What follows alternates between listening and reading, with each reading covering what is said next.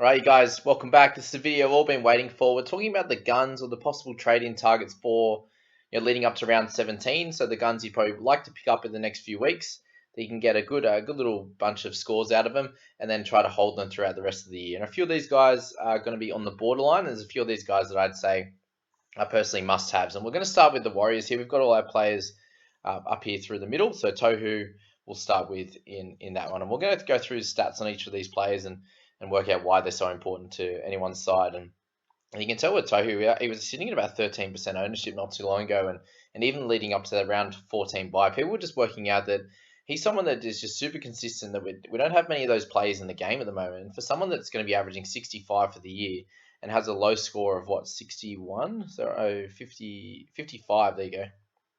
In his last game actually. So, before that his last score was 61 and it was super consistent with a few scores and 82, 69 and 73 there. So those kind of three games there were like, well, if he has that 60 base and then he's gonna have a chance to score some tries and get the odd try assist and stuff with the random tackle breaks, and he's the guy for your squad. And I had someone ask me, is he someone that you don't have to bring in exactly because his price isn't going to change too much? I mean, like, you don't have to bring him in this round. You can wait until round 17, for example. And yeah, sure, you could do that, but I don't think that's a smart option. Just with how consistent his scoring is, you could bring in a certain guy right now and he could get a 30 odd. Like, you look at someone like Taumalolo, he's been very up and down in his scoring. He's got one really high 80, 50, and then a couple of 30. So Tohu's just really strong every week, and he's someone that you can even put the captaincy on this week if you don't, obviously with Cleary not going to be playing, well, shouldn't be playing, for example. I think Tohu's a great captaincy option and someone that every team should have. And really strange that the top 100 is only 74% of teams. I think that'll be very much closer to 100% come the next few weeks. So Tohu's your man to get into your squad very, very soon. Might buy of the week if you don't have him. So Reece Walsh, 541k. If you look at his scores, he's obviously got two games with lesser minutes, and one of them he's still got 74. So that's great, obviously great signs. His first game ever in the NRL League of 44 against the Storm, which is great. 51 the next week. He then has gone 64 and 66. Obviously with a try in each of them, a bunch of tackle, try assists and stuff like that as well. But for him, he's so involved in that team and he's doing everything that you can just see that across the game, just he has so many opportunities to get some points. Even if he misses out a few times or if he doesn't get a tackle break in this run, he's then going to run for, he's got 159, 140, 227 as like his big fullback running games, for example. So he just has so many opportunities to get tackle breaks, offloads, score tries, set up tries. They're putting the ball in his hands as much as possible. And you can see his ownership percentage is really high. So he's someone I think that is going to make another 100 or so K and could probably be a keeper in the wing fullback position. And you get him from obviously not round 14, but round 15 after his suspension through the rest of the year. I think there's no reason why they wouldn't play him that whole time in the fullback position, which is pretty taxing, but he's shown that he's up to the standard, and I think he's going to be a great option for anyone's side going forward. We look at someone like Josh Curran, who is a bit cheaper, thankfully, at 496k, and could be a really good upgrade option for someone like Stefano or Itukamanu or who else are we looking to trade? Who are the guys around that? Anyone around that 450, 500k sort of mark there. Curran could be a decent option to upgrade. He did get named at 13 this week, which I think he should end up playing the 11 or 12 in the second row with Tohu moving back to the 13, or they do that for a little bit and he moves to the edge. The only worry is what they, if they do what they did with Bailey Sirenen or these types of guys where he only gets a shortened period of time on the park. But yeah, and you can have a look at that with what happened in round 10 when he actually ended up getting injured. He moved to the interchange bench. So that's my kind of worry with picking him up this week. Obviously, it's very clear that he can get 53 points in 33 minutes. He's got, 48 or 56 in his 80 minutes, a 66 in there. So when he gets his time, that 36 was just from a sin bin, really. Lost 10 minutes. He would have got somewhere in the mid 40s to 50. So he's someone that does score well when he gets time in the park. And if he's getting 80 minutes, then I think he's going to make another couple 100k. The question is going to be, is he going to get that time on the park? And yes, he's been named to start. First game back from his injury, which is great. But how's he going to be? Is he going to be completely 100% fit? Is he going to get some time off the interchange? And might be worth even holding off for 1 week and just seeing how he goes. And copying that, the price rise that he gets. If he gets a 50, for example, he should be somewhere in the 520, 530 range. Can you cop that for 1 week and then possibly pick him up the next week? I think that's probably the way to think about it with Josh at this stage if you're looking to trade him in. Roger at 573 is a slightly more interesting option and a little bit more risky, just with the fact that, yes, this week he's going to be playing fullback when Walsh is out, suspended, but then he's going to move to the wing, and that's going to cause some issues in terms of his scoring. And you can see a couple of games there, since he's moved into that position, he has been named in that winger position twice, but there's also somewhere he'll start at fullback and then he moved over to the wing position. And you see a 24-37 to then have a really strong game against the Tigers, who won't crash hot, with a 59, obviously got a try assist, 270 metres. So just a bit of everything, and he moved a little bit into the middle and just got a few opportunities on the wing. But then a 37, and that's really, the 37s come from him trying to chase some runs through the middle and using those tired forwards to his advantage. And me personally, being an owner of him, I wouldn't be suggesting picking him up. I think he's definitely a hold, at least until, if you've held him this long, if you hold him through the round 13 bye, I think you could at least hold him through to the round 17 and then make a decision from there. Obviously, his scoring might not be as strong, but we can work that out from there. Just remember, guys, with trades so thin, there's every chance that Walsh gets injured, for example, and then Roger just goes back to playing fullback for the rest of the year.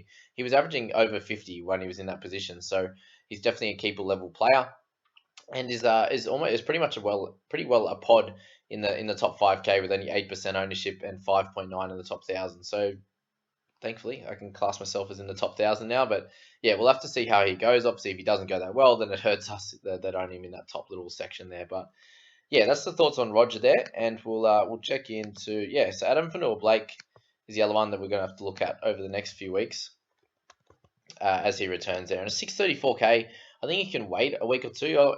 630 at 634K, he's priced at just under 50. So for someone who's not owned by one person in the top 5,000, that's something to think about. But look at the scores that he picked up in that first few games. So a 63, a 43, and a 57, and that puts him to a nice solid average. Really, if you take out that 18, you're looking at what, 50, low 50s there for someone that's that makes him close to 100K undervalued. So I just think after a big injury like that, you've got to at least watch him a few weeks. And I think he's probably more of a trade target or closer to a trade target come round 17. With his break even so high, I just don't think you should be worrying about picking him up at this stage. So that's Adam Fanua-Blake there. We move to the Dogs team, and Thompson is still someone that we will speak about, as he's a good chance of being a keeper on anyone's side for sure.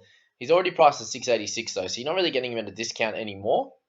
Obviously, he's made a fair bit of cash already. He's been scoring well, but he's in 1% of the top 100, which is one person. Quick math. There you go. 40 in the top 1,000, and what's that? 5% of the top 5K as well. So there you go. So that's his scoring at the moment. We're sitting at his low point of the year with a 46 in his 60 minutes. His minutes has been great. He just had that one low game in round 11 with a 45-minute game, but he still scored a try and did really well. So it looks like if he gets some minutes, he's going to be scoring well in a long-term basis. And we only have 3 scores under 50, and that's a 47, 48, and a 46, which is really great. With a bunch of other scores around that 60 mark, you're going to be looking at close to a 55 average, which is pretty much where he's averaging now. Can he keep that up? I think he can. I think he probably ends the season at a 54 average, which puts him at about 700K where he's at now, and could be a solid, consistent player who plays every game for your team. Since he came back in round 5, he's been there every week and done his job. So he's someone that's a solid option. Someone who is a little bit cheaper than only a little bit cheaper at 592, and is showing that he has the chops to be a NRL Fantasy gun, especially in this dog side when he is the complete playmaker. And you can see that over the last 3 weeks, especially 342 kick meters, 478, and 653 against the Panthers for scores of 54, 64, and 79. So for him, if he continues to maintain that role as the dominant half in the dog side, then he could become a keeper in the halves as well. That's kind of the upside that you're looking at there. In the top 100, 50% of teams still have him or have brought him in the last bunch of weeks. So to have that half and centre duel, especially in a week where we got Cleary out, you might have a few other Origin guys, DCE, and all these kind of guys not backing up, possibly. Then having this dual position is going to be really strong, and to have him as a centre keeper as well is absolutely awesome. So I think he's a really good option this week. You're not going to get him any cheaper, I don't think, if he keeps, if he maintains this role. You can see in the games where he gets to the bigger kick meters, like here, we got 50, 48, 49. He only had one low score in there, and that's when a few things didn't go too right for him. He only had 40 run meters, 240 kick meters, just not much going on. But the rest of them, he's been really strong. So Averillo, I think, is a great option for anyone's side this week and the weeks coming. We'll move on to Shawnee Johnson, who is starting to have a much better season. Obviously, becoming the dominant playmaker now at the Sharks. He's kicking all the goals, which is good, which he has been for just this last week, with Townsend kicking before that. So him getting 6 goals to kick is awesome. Obviously, they're not going to be scoring that many tries every week, but having that addition to his scoring is great. And you can look at last year's scores, and there's a bunch of scores in the 50s, a few 70s in there, 60. Really, really nice scores there, and that's with him kicking goals and being the dominant playmaker, right? He did have Townsend by his side, but now he has Moylan, who's going to be kicking even less than normal. You can see that in the last 2 weeks, right? He's got 412 kick meters, 409 kick meters. And anyone who has 400 kick meters for 20 points, and let's just slot in 3 goals a week for the Sharks. Let's say that they can score 3 to 4 tries a week. You're looking at 30 points just in, almost 30 points just in the kicking and the goals. Let alone the tackles that he's gonna accumulate probably 10 points in tackles. If you get 15 minus a couple of missed tackles, he's sitting closer to 40 in base already. Add in any run meters, any tackle breaks, any line break assists, try assists, whatever you want to do, and you're looking at a score and an average around that 50 mark, which is really, really solid. So right now he's priced at 606, which is only just above that 43 average that he has right now. He's a complete pod at the moment with pretty much no one owning him in the top 5,000. So for him and your sides, I think he's someone that you can get in fairly cheap. The question would be, if you don't have Averillo, do you pick Averillo or Johnson in the half position?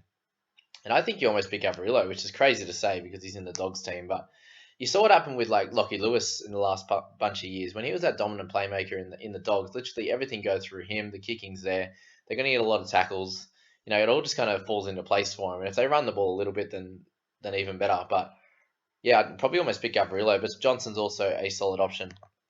One of the other guys that I think is almost a must-have this week is Ramian. So you're looking at Tohu, Ramian, Averillo as all real strong options this week. And you see his average of 51, and that includes his injury-affected game. So he's averaging about 58 apart from that. And you can see literally went off 10 minutes early in his first game because of a sin bin. And the rest of them been 48, 72, 57, and 86. So incredibly strong through running sideways, getting the tackle breaks, just a strong player in general, running good meters. So he's someone that could be a really strong keeper for the rest of the year in the centers. And I wouldn't hold off. I wouldn't push anyone to stay away from him at all. At 570k, he's obviously a bit more expensive than a lot of the other centers. If you need a center this week, I'd be going for Averillo or Ramian, both interchangeable, whichever one you'd like to pick. If you're sitting there with 2 centers, like myself there sitting with like an Opacek, let's just say I'm sitting with Opacek and Jack Bird, Opacek and Joey Manu, then I wouldn't be trading out any of those guys for a Ramian. But if you wanted some center cover, then I think you can trade someone else. Like if you had a bit extra cash, you can do that, or you took a Manu, whoever you got around that 500k mark, 600k that you need to trade or you don't think's a keeper, then you can move him on to one of these centers. And then you have cover as you go along through the season. You don't want to be making trades, 1 week trades just for centers or any position for that matter. So having cover is going to be great there. And maybe one of those guys becomes your 18th man, like an Opacek who's 38 average or 39 average kind of thing. So that's something to think about with Ramian there. We could have a quick chat about some of the Bunnies players who I don't think are incredible options, if I'm being honest. Colin Matangi had a couple of good scores there, 67, 67, then 3 really light ones into a good score again. So I don't think he's worth it. I don't think he's a keeper. So people ask me about him. I just don't think it's worth bringing him in. He can make a tiny bit of cash / score you an average of 45 the next bunch of weeks. Plays in 17, but then you'd have to move him on. And I just don't think he's a perfect option for anyone's side at this point. Adam Reynolds, similar kind of thing. At 634k, he's obviously priced, according to a couple of slightly lower scores across the year, like sitting at a 35. Obviously lost him a little bit of money, and he lost a little bit of money through the middle of the season there with a couple of low scores. So he's priced slightly under that 51.6 average, but for me, the 51.6 in the halves is probably a little bit unders, if we're being honest. Yes, he has to completely control this Rabbitohs side. He's obviously done that on a regular basis anyway, but when it comes to round 14, he's going to be doing that. Round 17, he'll be doing that as well. So they got 14, 15, 16. Yeah, they got Cowboys in 17. So that should be an okay game for him. But for me, Reynolds just slightly under that top tier in the halves. And if you're having a real catastrophe this week, and you don't just have 635k to bring in someone, then maybe you can do Reynolds. But I wouldn't be rushing to get him at all. The other one's Campbell Graham, who I think is someone that we can just watch over the next few weeks. He's a 495k, which is still an okay price. He's obviously had a bunch of good weeks there leading up to him being out and getting injured. So 63, 28, 43, and 58 returns with a 32 and a 20. So in that case, I'd be waiting. With a higher break even in the 50s, I'd be waiting a few weeks and maybe pick him up if you have a center catastrophe in round 17. But other than that, I'd be holding off on Campbell at this stage. All right, so we move to the Raiders now, and we go to Corey Harawira-Naera. Obviously, you can see the teams that I'm going through, guys. So if there's someone in this little list here that you are interested in hearing about, then please jump forward in the video to that. I haven't done any timestamps, but yeah, that's what you can do there. Obviously, as well, at the same time, really appreciate if you would hit that subscribe button if you aren't yet, and please hit like and comment down below the types of players in this list you're going to be going for this week. All right, Corey Harawira-Naera comes in with a negative break even, averaging 55 for the season, and that includes a couple of lower games with a 49 and a 30 to start. 46 next week. He's come out with a bang the last three, getting 57, 60, and 87, only with one try for the year. So amazing work. And what you're seeing is his tackle numbers increase nicely. So 37, 37, 44, 42. His run meters in the last 3 weeks have gone up, which I think is definitely sustainable. If you look at his previous years, there's a bunch of games over 100, but when he was with the Dogs, he wasn't used as an attacking weapon as much. In this Raiders team, they're using him a lot more, and I think he's really grown as a player and as a person, is from what I'm gathering, just based on his play on the park.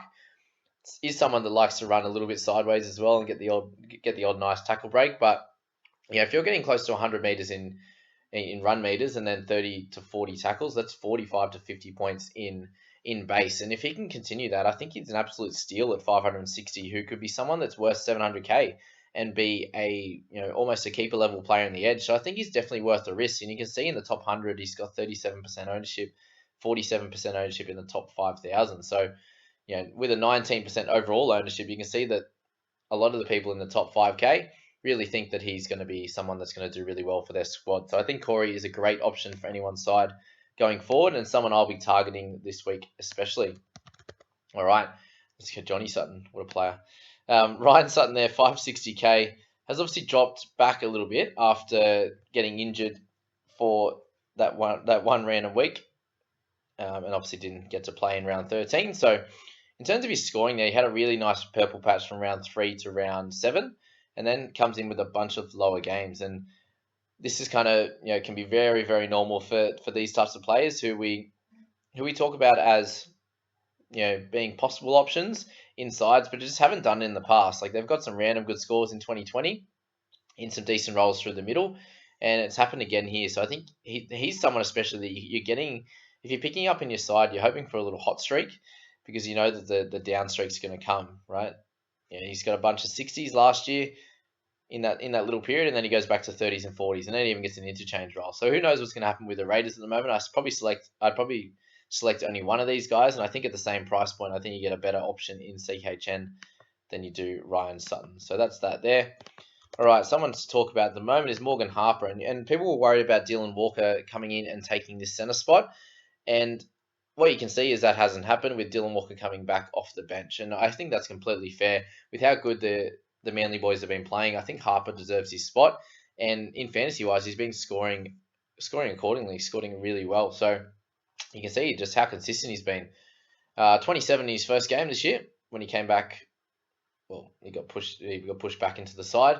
34, 36, 47, 53, 47, 40, and 50. Really good scores, right? For an average of 42. So take out those first two, and he's averaging close to 45 there, and you're really happy with that score for someone that hasn't even scored. He scored one try for the year. So if you envision that he's going to score a couple more tries, then I think that he becomes a great option. He even get 32 tackles and 25 tackles for only 5 misses combined. So he's someone that also is a great option in the centres at a solid price as well, and very highly unowned compared to like Averillo, for example. So him and Ramian become very nice pod options if you need it. But remember, guys, they're usually pods for a reason, or it doesn't take them too long. Like Toh Harris was a pod at the start of the season. It doesn't take them too long to build their ownership if they continue to score well. So if you pick up Harper, it's probably a week or two earlier than the rest of the people do, but he could become a great option in round 17 as well. In terms of anyone else, we have Schuster. I just wanted to mention him in there. If you're thinking about trading him out, I think it's probably slightly a mistake at this stage, unless you have no one else to trade out and you really need a 16th or 17th play this week. I'd be holding Schuster with a 52 average. He'll get back into his role in the 12 jersey, and you can go from there. So I'd be trying to stay away from trading him out. All right, Jason Taumalolo at 678. Pretty simple one, this one, guys. He has a high break even, coming off a 29. Obviously got sin bin in that one, so he's only got two big scores, 84 and 50. If he can continue to get back to those scores, then I think a lot of people will look to pick him up this next few weeks. But I think you can wait with him. With that high break even, he's not really owned by many people. Yes, he could come out and score well straight away, but I think it's worth holding off on Jason at this point. The other interesting one that we want to talk about is Tommy Dearden, and really this is just going to be looking at his previous scores with the Broncos in 2020. If you look from round 12 onwards, he's got a 37, 64, 53, 72, a couple of 30s, 54 in there, 51, and yeah, coming in and got a 54 in 2019 as well. So some solid scores for him in that more dominant role. And you look at his kick meters, and they're all over 200 meters except for one game, right? When he played for the Broncos this year, he was sort of sharing that role with either Croft or Milford. I don't even want to work out who the other pairings were he had. But, the scores of 32, 41 in 65 and 70 minutes after being taken off early. He then have a 34 in his 80 minutes, but that included them getting absolutely hammered by the Panthers. And a 23. So not great at this stage. And he comes over to the Cowboys with a fairly high break even. So you can see how he plays. But he is someone that I think is going to be the dominant half. Obviously, Drinky's playing really well, but he's going to be more the running half. And Dearden's going to be the more controlling half in this squad. And we're interested to see if he comes in and really takes over the squad. And if he does, I think he's going to be a real steal at about 400, 450k, somewhere between there over the next few weeks. Going to be playing in round 17. He's owned by no one. I think he will be a solid option. Sorry about that. All right, now last two. Joey Manu, someone I have in my side. My thoughts with him is just that he scores much better when he ends up getting moved to the 6 role or the 1 role, which you can tell from his most previous score in round 12, and he got 73. So he's got a 47 in the centres there, 39 as well. Obviously, some games he moves around. He got 42 in round 8, but just slightly inconsistent. There's probably the main worry with him. You could pick him up and he could go cold and get a couple of 30s for the next few weeks, and you're like, oh, why didn't I pick up Ramian or Averillo or whatever?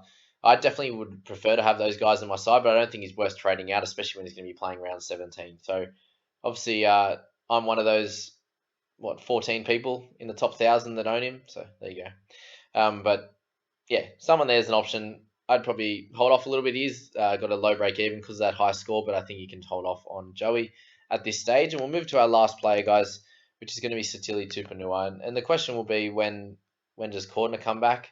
We don't know what's happening there. And if he does, then he will take Satili's spot. He won't take Crichton's spot, for anyone that suggested that might be the case. For everyone that's hating on Angus this year for some reason, his fantasy scores, his gameplay in general, I don't know. Anyway, but Satili, when he gets some big minutes, he scores a bunch of tries, gets some good scores. So he obviously had a 12-minute role, an interchange role, which killed his overall average there. And a game there where he came off a bit early, even scoring well. And just that last game, I know that was the first game in 2020. So yeah, the majority of his scores have been really well and really good. And if you take those couple of low ones out, he's averaging way over 50. And for a guy that's 588k on the edge, I think he's a solid option. But I think you'd take CHN over Satili at this point. So they're all the options, guys, for round 17. I know that was a pretty long video, but I hope that was really helpful in getting you guys across sort of all the types of players that you want to be looking towards for round 17. There's obviously a bunch of these guys, but then you're going to want to be keeping all your Origin guys and all your keepers that you brought in for round 13. And that's going to help you build that gun 17 by the end of the year. So I hope you enjoyed this, guys. Please do like and subscribe, and we'll catch you in the next few videos where we analyze my teams. We're going to go through some of the guys you might want to hold on to that you picked up for round 13, and we'll go from there, guys. Hope you enjoyed it. Catch you then.